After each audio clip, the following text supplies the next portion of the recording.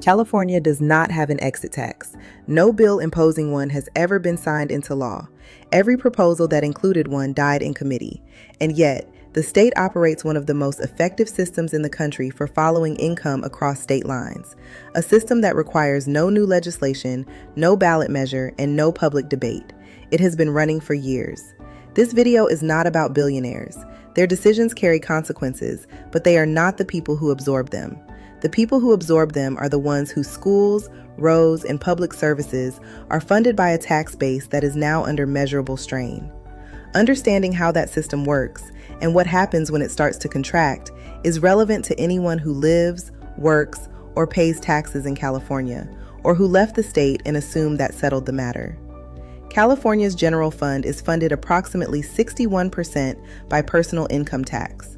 That revenue pays for public schools, roads, emergency services, healthcare programs for low-income residents, and the basic infrastructure of daily life in the state. 61 cents of every dollar spent on those things comes from personal income taxes. The second number is 39 to 50%. That is the share of California's total personal income tax paid by the top 1% of earners. The California Chamber of Commerce placed it at approximately 45% using 2019 data. San Jose Mayor Matt Mahan cited the range at 40 to 50% in January 2026. Depending on the year and the methodology, the figure falls somewhere in that range. The practical implication is straightforward.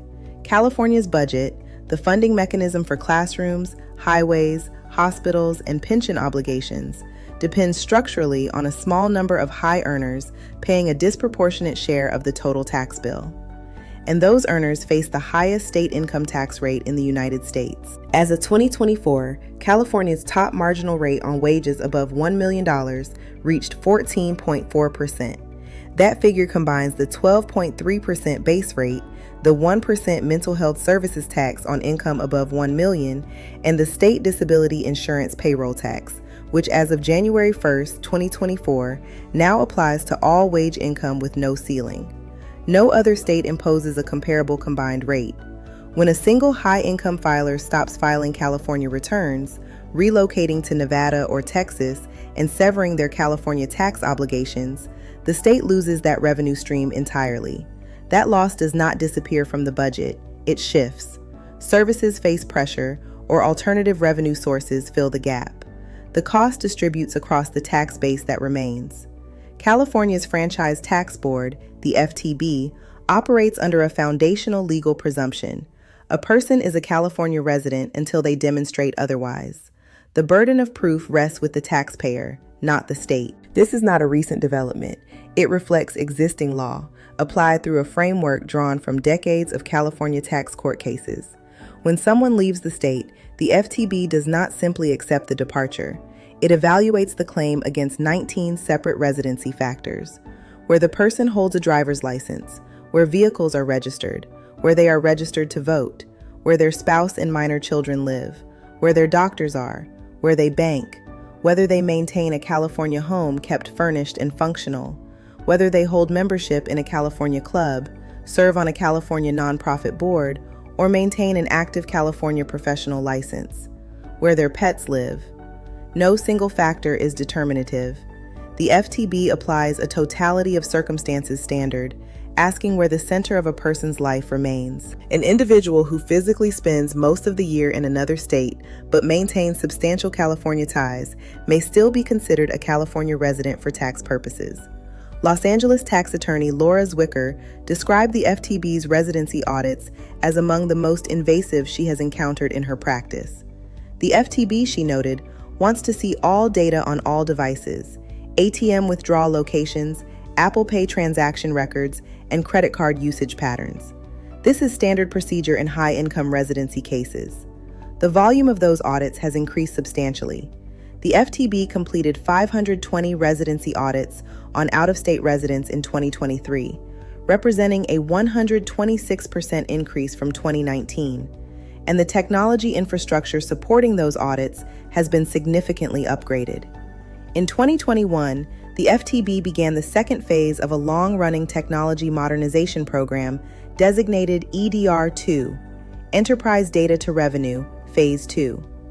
Full implementation is scheduled for December 2026. EDR2 is designed to build what FTB executives have described as a 360-degree view of each California taxpayer. The system pulls data from employment records, domestic and international banks and financial institutions, the California DMV, property tax records, the Internal Revenue Service, the California Secretary of State's office, and foreign financial institutions. It creates an individual electronic folder for each taxpayer, consolidating data that was previously held in separate systems across multiple agencies. An FTB executive stated publicly that the new systems have found errors in people's filings that the agency had not caught in years. The integration with other government agencies, domestic and international, gives the FTB access to information that was not previously available in a consolidated form. The FTB also holds enforcement powers that extend beyond standard tax collection. It can suspend a California driver's license for unpaid taxes without a court order. It shares data routinely with the IRS, so a federal audit adjustment can automatically trigger a California examination. It can subpoena medical practitioners and professional licensing boards to gather evidence in residency cases. It maintains and publishes a public list of the top 500 delinquent taxpayers in the state. This infrastructure was in place before the current debate over a billionaire tax.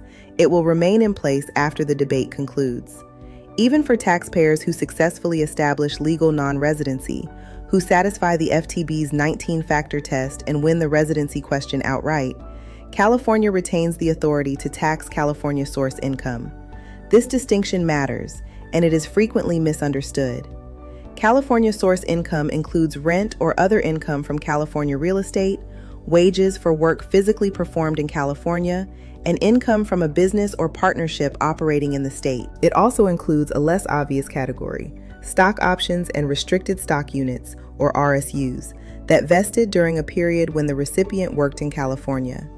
California taxes the California-sourced portion of those gains based on the proportion of the vesting period worked in the state, and that obligation follows the taxpayer after they leave, potentially for years. A software engineer who worked in California for 3 years and then relocated to Texas does not exit California's tax jurisdiction simply by accepting a new job elsewhere. The RSUs that began vesting during their California years carry a California-sourced component.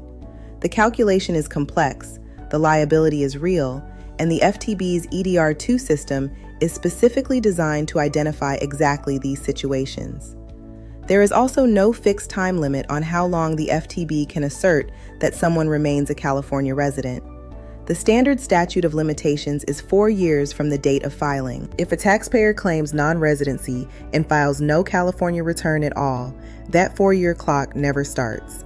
Legal professionals in this area have documented FTB residency challenges initiated 10 or 20 years after a claim departure. The safe harbor threshold, spending fewer than 45 days in California per tax year, provides some protection, but it is not automatic or absolute. Any part of a day counts as a full day. Business travel, family visits, and medical appointments all count toward the total. Documentation is required: flight records, hotel receipts, utility bills from the new state, calendar entries, and credit card statements that establish the taxpayer's physical location. The FTB does not accept a change of address as sufficient evidence. For anyone who has left California or is planning to do so, the departure is the beginning of a compliance process, not the end of one, with documentation obligations and ongoing exposure to California's sourcing rules that most people are not informed about when they sign a lease in another state. The warnings about the long-term consequences of California's tax concentration did not begin with the current ballot debate. They have been accumulating for years from people with direct financial stakes in the outcome. In early 2026, Vinod Khosla, the founder of Khosla Ventures with an estimated net worth of $13.3 billion, wrote publicly that an estimated $2 trillion of California's top wealth had already departed the state before the Billionaire Tax Act even qualified for the ballot. He stated that the tax does not need to pass to do permanent, irreparable damage. Reid Hoffman, the co-founder of LinkedIn, called the proposed measure badly designed and said it would be horrendous for innovation, adding that poorly designed taxes incentivize avoidance, capital flight, and distortions that ultimately raise less revenue. Brian Gray, a tax partner at Gersey Schneider, said in early 2026 that the wealth tax proposal was the top of every conversation he was having, and that it was driving high net worth individuals out of the state in significant numbers. These are not neutral voices. Each has clear financial interest in the outcome. Their assessments, however, correspond with a verifiable trend.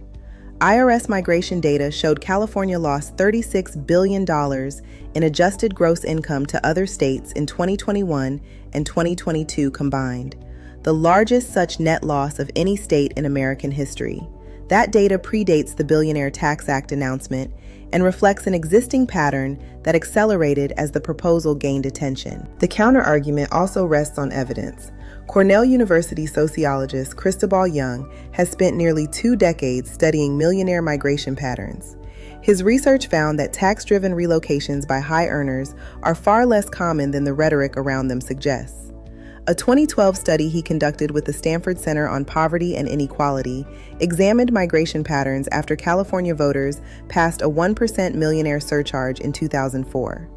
High-income Californians were actually less likely to leave in the year following its passage. When New York raised its top marginal rate in 2021, the Fiscal Policy Institute found that the top 1% of earners moved out of state at a rate of 0.2%. This is a genuinely contested empirical question. Economists disagree about how sensitive high earners are to tax changes, and how much of the movement attributed to taxation reflects other factors, including cost of living, housing prices, and professional networks. What is not contested is the fiscal structure. California's budget concentrates revenue in a small number of taxpayers. Those taxpayers now face the highest state rates in the country, and the enforcement system designed to retain them is expanding its capabilities. In March 2026, Fortune published a detailed accounting of how many billionaires had actually departed California before the January 1st, 2026 cutoff date specified in the Billionaire Tax Act proposal. The confirmed number was 6 departures out of an estimated 180 to 215 California billionaires. But those 6 represented an estimated $27 billion in potential tax revenue. The asymmetry reflects the same concentration described earlier. When wealth is sufficiently concentrated, even a small number of departures can produce budget consequences measured in the tens of billions.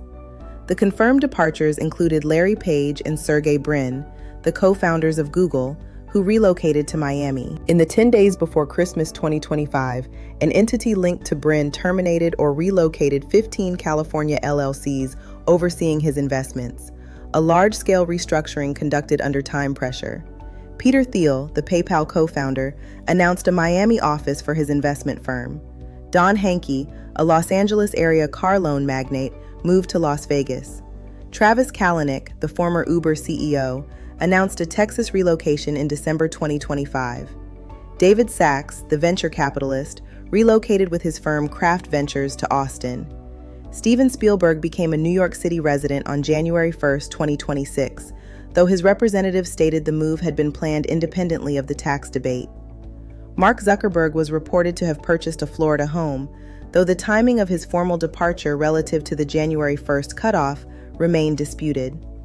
By contrast, Jensen Huang, the CEO of NVIDIA, with a net worth reported at approximately $156.7 billion, stated publicly that he had no intention of leaving. In an interview with Bloomberg, Huang said the company had chosen to be in Silicon Valley and that whatever taxes the state chose to apply, he was perfectly fine with it. The private estimates of total wealth departure, figures ranging from $1 to $2 trillion, cited by Vinod Khosla and entrepreneur David Friedberg, come from private assessments, not verified government data.